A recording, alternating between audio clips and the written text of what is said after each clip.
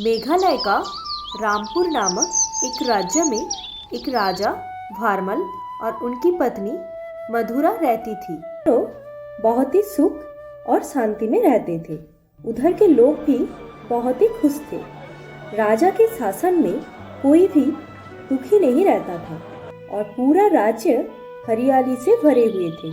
पर राज्य के एक अद्भुत नियम था, जो कि हर 15 साल में राजा को राज्य छोड़ के जाना पड़ता था। एक घना और बहुत ही बड़ा जंगल में कुछ कठिन परीक्षा देना पड़ता, पर इस परीक्षा के बारे में किसी को भी नहीं पता था, सिर्फ राजा और राज्य की कुछ प्रवीण मंत्रियों को छोड़ के।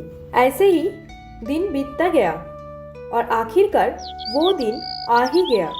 फिर राजा ने अपनी रानी को अलविदा बोलने के लिए गया।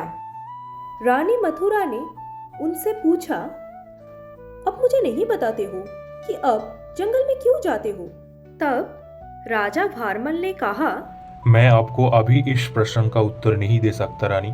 अगर मैं सफल हुआ तो जरूर लौट के आऊंगा, और नहीं लौटा तो हमारे राजकुमार सौमेंद्र ने राज्य का भार संभालेगा। ये सुन के रानी की आंखों में आंसू आ गई। पर राजा भारमल अपने मन को सख्त करके जंगल की तरफ रवाना हुए। जंगल था बहुत ही गंभीर और अंधेरा। हर तरफ पक्षी की आवाज और पेड़ से पत्ते झड़ने की आवाज राजा के कान में गूंजता रहा। फिर राजा चलते हुए एकदम जंगल के अंदर चले गए। जंगल के केंद्र में एक गुफा था। उस गुफा में राजा घुसा। गुफा में घुसते ही राजा एक सन्यासी को देखा। वो सन्यासी राजा को देखते ही बोला, स्वागतम महाराज, आप परीक्षा के लिए तैयार हो? हाँ, मैं तैयार हूँ। राजा पूरा आत्मविश्वास के साथ बोला। इसके लिए आपको 3 काम करना है। आपका प्रथम काम, आपको रामपुर राज्य से सबसे मूल्यवान चीज लेके आना है। आपका दूसरा काम, आपको एक सत्य जानना है जो किसी को भी पता नहीं है आपके राज्य में। और आपका तीसरा काम, आपको एक व्यक्ति को क्षमा करना है जिससे आप सबसे ज्यादा नफरत करते हैं। ये 3 काम के बारे में सुनकर राजा चमक उठा और रास्ते में आते आते सोचा कि ये सारे काम तो बहुत ही कठिन है। राजा राज्य में लौटा और कुछ लोगों से पूछा, हमारे राज्य में सबसे मूल्यवान चीज क्या है? कोई बोला सोना, रूपा, फसल, पर किसी ने बोला हमारे महाराज खुद ही।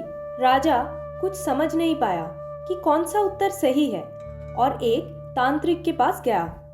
तांत्रिक उस प्रश्न का उत्तर देते हुए बोला कि अगर आपको विश्वास करके कोई सम्मान करता है तो वही सबसे बड़ा संपद है।